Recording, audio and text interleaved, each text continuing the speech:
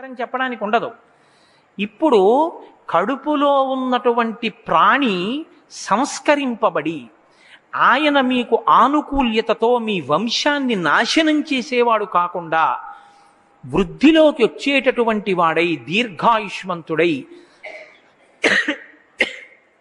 సంతోషం ఇవ్వగలిగిన వాడు కావాలి అంటే శాస్త్రంలో మర్యాద ఏమిటో తెలుసా అండి? గర్భిణీ స్త్రీ శ్రీరామాయణంలో బాలకాండలో చెప్పిన షణ్ముఖోత్పత్తి వినాలి. ఆ షణ్ముఖోత్పత్తి వింటే కడుపులో ఉన్న పిండానికి అటువంటి దోషాలు ఏమైనా ఉంటే దోషాలన్నీ పోతాయి. అందుకే షణ్ముఖోత్పత్తి వినండి అంటారు, లేకపోతే భాగవతం దశమస్కంధం కృష్ణలీలలు వినమంటారు. మనకి రేపు కానీ ఎల్లుండి కానీ వచ్చేస్తుంది. రామచంద్రమూర్తి పుడితే విశ్వామిత్రుడి వెంట విడితే షణ్ముఖోత్పత్తి గంగావతరణం వస్తాయి.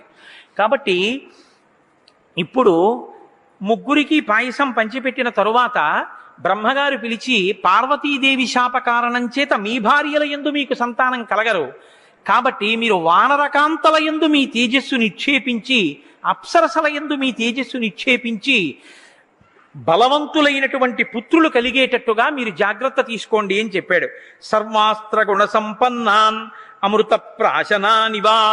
అమృతం తాగిన వాళ్ళు ఎంత బలాఢ్యులై ఉంటారో, సర్వశాస్త్ర విశారదులై ఉన్నటువంటి వాళ్ళు ఎలా ఉంటారో అటువంటి బిడ్డల్ని మీరు కనండి, రామచంద్రమూర్తికి సాయం చేయవలసి ఉంటుంది అన్నారు.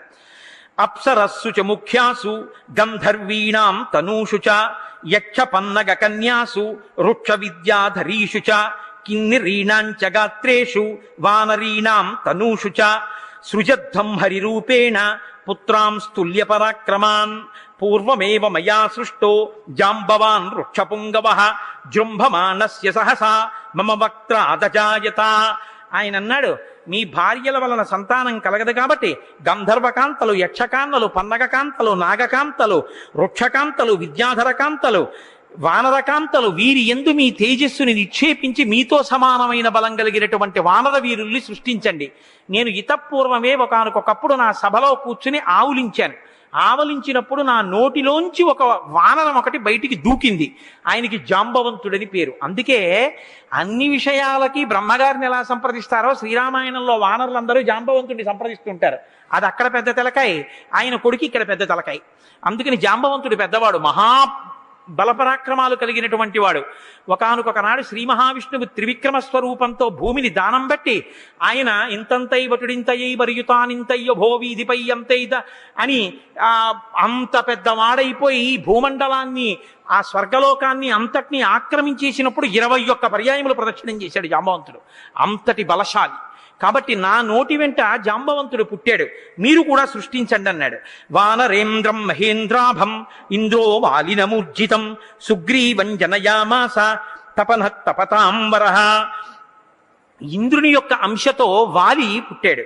అలాగే సుగ్రీవుడు అనబడేటటువంటి వానరుడు సూర్యుని యొక్క అంశతో జన్మించాడు. అలాగే బృహస్పతి త్వజనయత్తారం తారం నామ మహాహరిం. బృహస్పతి తన అంశతో తారుడనేటటువంటి వానరుణ్ణి సృష్టించాడు. సర్వవానర ముఖ్యానాం బుద్ధిమంతం అనుత్తమం. బృహస్పతి ఎటువంటి బుద్ధి కలిగినటువంటి వాడో ఈ తారుడనబడేటటువంటి వానరుడు కూడా అంత బుద్ధి కలిగినటువంటి హరివీరుడు. ధనదస్య సుత శ్రీమాన్ వానరో గంధమాదనః. కుబేరుని యొక్క అంశతో కుబేరపుత్రుడిగా వానర రూపంలో గంధమాదనుడు పుట్టాడు. విశ్వకర్మాత్వజనయత్ నలన్నామ మహాహరిం. విశ్వకర్మ యొక్క అంశలో నలుడనేటటువంటి వానరుడు జన్మించాడు. వింటున్నారా గోపాలకృష్ణ గారు? విశ్వకర్మ అంశలో నలుడు జన్మించాడు. పావకస్య సుత శ్రీమాన్ నీలోగ్ని సదృశ ప్రభవః. అలాగే అగ్నిహోత్రుని యొక్క అంశతో నీలుడనబడేటటువంటి వానరుడు జన్మించాడు.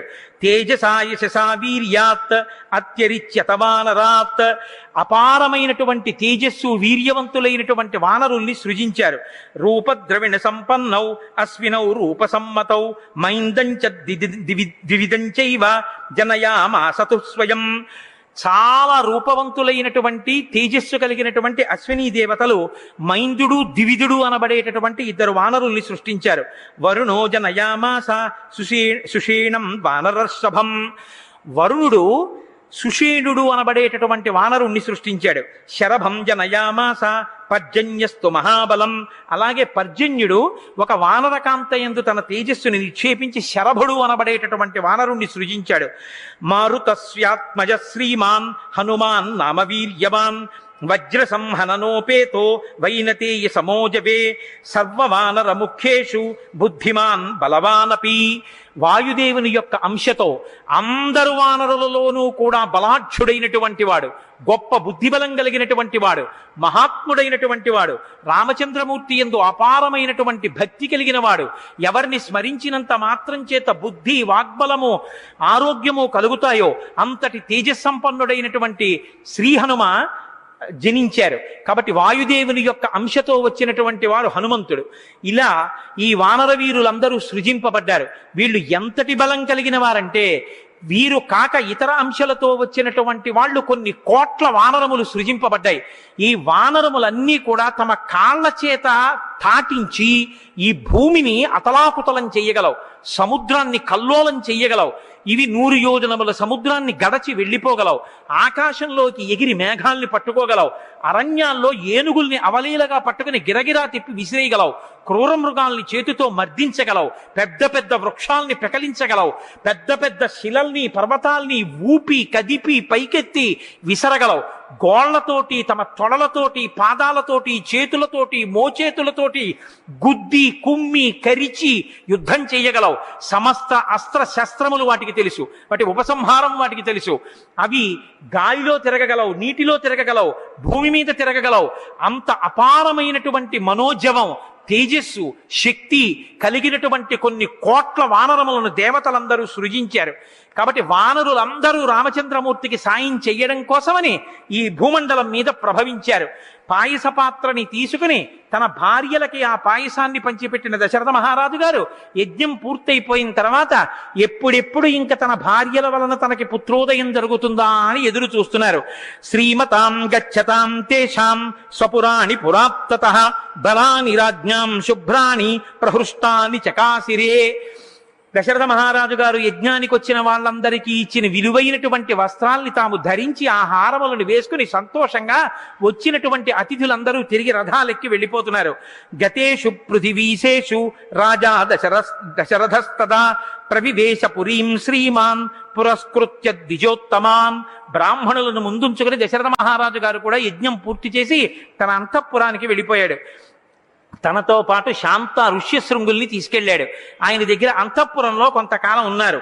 శాంతయా ప్రయయౌ సార్ధం ఋష్యశృంగ సుపూజితః అన్వీయమానో రాజ్ఞాధ సానుయాత్రేణ ధీమత. శాంతతో కలిసి అంతఃపురంలో కొంతకాలం ఉన్నటువంటి ఋష్యశృంగుడు తన మామగారైనటువంటి రోమపాదుడితో కలిసి తరువాతి కాలంలో దశరథుడి చేత పూజలందుకుని ఆయన కూడా వెళ్ళిపోయాడు.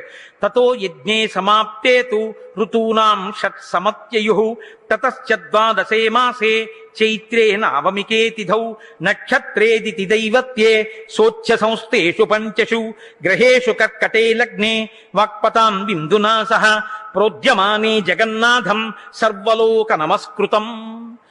చైత్రమాసంలో 12 ఋతువులు పూర్తయిన తర్వాత, ఒక సంవత్సర కాలం పూర్తయిన తర్వాత, 6 ఋతువులు పూర్తయ్యాక చంద్రుడు బృహస్పతితో ఉండగా కర్కాటక లగ్నంలో పునర్వసు నక్షత్రంలో నవమి తిథి నాడు 5 గ్రహములు కుజుడు, సూర్యుడు, చంద్రుడు మొదలైనటువంటి వారు ఉచ్ఛస్థితిలో ఉండగా సర్వలోక నమస్కృతం, అన్ని లోకముల చేత నమస్కరింపబడేటటువంటి జగన్నాథుడైనటువంటి పరమేశ్వరుడు సాక్షాత్ శ్రీ విష్ణువు కౌసల్యానందవర్ధనుడై రామచంద్రమూర్తిగా ఈ లోకంలో ఆవిర్భవించారు. కౌసల్యా దశరథులకి మొట్టమొదటి కొడుకుగా మహానుభావుడు రామచంద్రమూర్తి ఆవిర్భవించారు.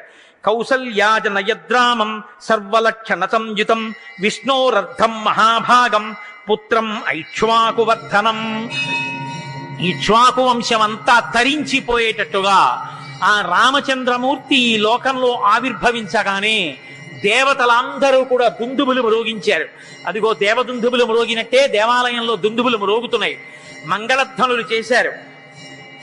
ఆ కౌసల్యాదేవి ఆ పక్కన పుట్టినటువంటి ఆ రామచంద్రమూర్తిని తన దగ్గరకి తీసుకుంటే ఇంద్రుడితో కలిసి ఉన్నటువంటి అదితి ఎలా ప్రకాశించిందో అలా ప్రకాశించిందట తల్లి.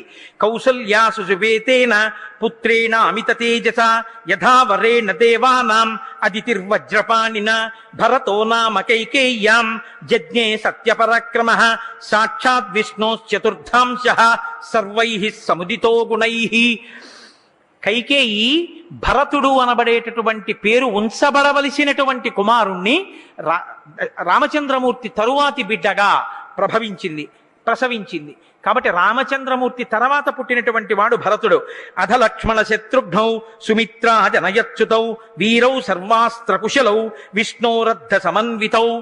లక్ష్మణుడు శత్రుఘ్నుడు వీళ్ళిద్దరూ ఆశ్లేష నక్షత్రంలో కవల పిల్లలుగా సుమిత్రాదేవికి జన్మించారు. పుష్యే జాతస్తు భరతో మీనలగ్నే ప్రసన్నధీహి. భరతుడు మీనలగ్నంలో జన్మించాడు, పుష్యమీ నక్షత్రంలో జన్మించాడు. గుణవంతో నిరూపాశ్చ రుచ్చా ప్రష్టోపదోపమాః జగుః కలంచ గంధర్వ నృతశ్చాప్సరో గణాః దేవదుందుభయో నేదుః పుష్పవృష్టిశ్చ ఖాచ్యుతాః ఉత్సవశ్చ మహానాసీత్ అయోధ్యాయాం జనాకులః రథ్యాశ్చ జన సంబంధ నటనర్తక సంకులాః గాయనైశ్చ విరావిణ్యో వాదనైశ్చ తథాపరైః ప్రదేయాంశ్చ దదౌ రాజా సూతమాగతవందినాం బ్రాహ్మణేభ్యో దదౌ విత్తం గోధనాని సహస్రశః. రామచంద్రమూర్తి, లక్ష్మణమూర్తి, భరత శత్రుఘ్నులు ఈ లోకంలో ఆవిర్భవించగానే ఆకాశంలో అప్సరసలందరూ నాట్యం చేశారట. దేవదుందుబులు మోగాయి, పుష్పవృష్టి కురిసింది, దేవతలు సంతోషించారు. కోసల రాజ్యం అంతటా ఉత్సవమే. వచ్చిన యాత్రికులందరూ కూడా సంతోషాన్ని ప్రకటించారు. పౌరులందరూ కూడా తమ ఇళ్లల్లోనే పెద్ద పండగ జరుగుతున్నట్టుగా పతాకాలు పైకెత్తారు. గొప్ప ఉత్సవం, ఎక్కడ చూసినా ఆనందం. దశరథ మహారాజు గారికి సంతానం కలిగింది. అశ్వమేధయాగం పుత్రకామేష్టి చేస్తే అపురూపమైనటువంటి కొడుకులు, సాక్షాత్తు విష్ణువే కొడుకులుగా పుట్టారు. సర్వగుణములతోటి శోభించేటటువంటి పిల్లలు, మనుష్య జాతి కీర్తి ప్రతిష్టలు నిలబెట్టగలిగినటువంటి ధర్మాత్ములు. ఏ మహానుభావుడి పేరు చెప్పుకుంటే పాపరాశి ధ్వంసమైపోతుందో అటువంటి మహాపురుషులు ప్రభవించారని వాళ్ళందరూ సంతోషంతో నటీనటులందరూ నాట్యం చేశారట, నాటకాలు వేశారట, అందరినీ వినోదింపచేశారట. నృత్యం చేసేవాళ్ళు నృత్యం చేశారట. వంది, మాగది, సూతులు మొదలైన వాళ్ళని పిలిచి దశరథ మహారాజు గారు కొన్ని లక్షల గోవుల్ని, బంగారు కాసుల్ని, ద్రవ్యాన్ని దానం చేశారు. వచ్చినటువంటి వాళ్ళందరినీ కానుకలతో సంతోష పెట్టారు. రాజ్యం అంతా ఎక్కడ చూసినా ఎంతో సంతోషంగా ఉంది.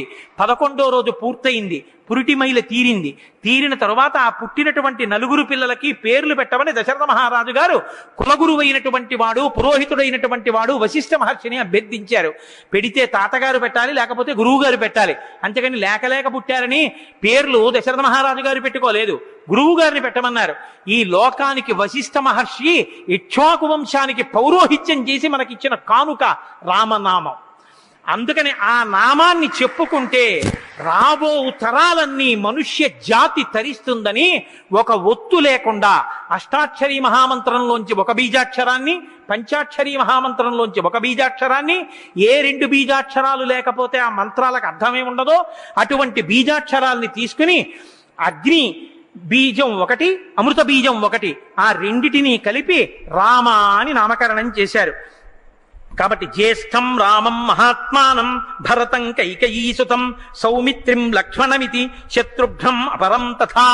పెద్దవాడికి రామ అని నామకరణం చేశారు. రెండవ వాడికి కైకేయీసుతుడికి భరత అని నామకరణం చేశారు. సౌమిత్రిం లక్ష్మణమితి, లక్ష్మణస్వామి అని సుమిత్ర యొక్క కుమారుడికి నామకరణం చేశారు. 4వ వాడికి చిట్ట చివర పుట్టిన వాడికి శత్రుఘ్నుడు అని నామకరణం చేశారు. ఈ పేర్లు ఎంత దూరదృష్టితో పెట్టారో. ఆ పిల్లలు వంశం తరించడం కాదు, మనుష్య జాతి తరించాలని పెట్టారు. నాకు ఈ మాట చెప్తుంటే ఒక విషయం జ్ఞాపకానికి వస్తోంది. ఈ రామనామం పట్టుకుని తరించినటువంటి పట్టణాల్లో ఈ గుంటూరు పట్టణం ఒకటి. ఎందుకో తెలుసా అండి? ఇక్కడే ఉంది, లోకంలో రామాలయం ఉంటుంది, రామకోటి పందిరి ఉంటుంది, రామనామక్షేత్రం ఉన్న ఊరు గుంటూరు. ఎందుచేతనంటే నాకు ఆ పేర్లు సరిగ్గా జ్ఞాపకం ఉన్నాయో లేదో నాకు తెలీదు, కానీ పిచ్చయ్యదాసు గారు అని చెప్పి ఒక మహానుభావుడు ఒక ఆయన వినుకొండలో ఉద్యోగం చేస్తుండేవారు. ఆయన వినుకొండలో ఉద్యోగం చేస్తున్నప్పుడు సంతానం కలగకపోతే అక్కడే గుంట ఆంజనేయ స్వామి దేవాలయం అని ఉంటే ఆ దేవాలయంలో ఆంజనేయ స్వామి వారిని అర్చించారు. ఆంజనేయ స్వామి అనుగ్రహంతో ఆయనకి పుట్టినటువంటి కొడుకుకి ఆంజనేయుడు అనే పేరు ఇచ్చారు. ఆ పిల్లవాడు పెరిగి పెద్దవాడు అయ్యాడు. వారు తరువాతి కాలంలో శ్రీశైలం దగ్గర, నాకు జ్ఞాపకం ఉంటే పెద్ద చెరువు అనుకుంటాను ఆ ఊరి పేరు, ఆ ఊరికి వారు బదిలీ అయ్యారు. అక్కడ ఈ పిల్లవాడు చిన్నతనంలో మట్టి తవ్వుతూ ఆడుకుంటున్నప్పుడు అతనికి రామచంద్రమూర్తి యొక్క విగ్రహం ఒకటి దొరికింది.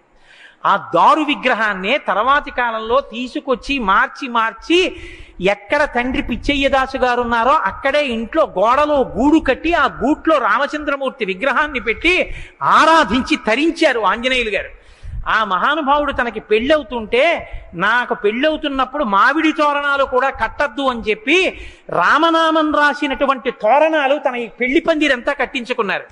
నాకు మంగళ వాయిద్యాలు వద్దు, నేను మంగళసూత్రం కడుతున్నప్పుడు మంగళ వాయిద్యాలు కాదు, శ్రీరామ నీనామెంత రుచిరా రామ రామ రామ అనండి, అదే మంగళధ్వని అంటూ రామనామం చెప్పించుకున్నారు. ఆ పిచ్చయ్యదాసు గారు రామకోటి రాసి మహానుభావుడు చిట్ట చివర ఒక బండిలో ఆ రామకోటి పుస్తకాలన్నీ పెట్టుకుని భద్రాచల క్షేత్రం చేరి, తెల్లవారితే శ్రీరామనవమి, రేపు ఇద్దువుగా నువ్వు పుస్తకాలంటే ఏమో ఏ రోజు మనది ఇవాళ ఇచ్చేస్తానని అష్టమి తిథి నాడు తను రాసిన రామకోటి పుస్తకాలన్నీ రామచంద్రమూర్తికి ఇచ్చేసి కొండ కింద పెద్దగా భజన చేస్తూ రాత్రి 1 గంట వేళ రామాలయం వంక చూస్తూ రామ రామ రామ నరుస్తూ శరీరం విడిచిపెట్టేస్తే అవతల రామచంద్రమూర్తి కళ్యాణం జరుగుతుంటే వచ్చిన భక్తులు కొన్ని వేల మంది రామనామం చేస్తుండగా ఆయన పార్థివ శరీరం కట్టెల్లో కాలిపోయి ఆయన తేజస్సు రామచంద్రమూర్తిలో కలిసిపోయింది.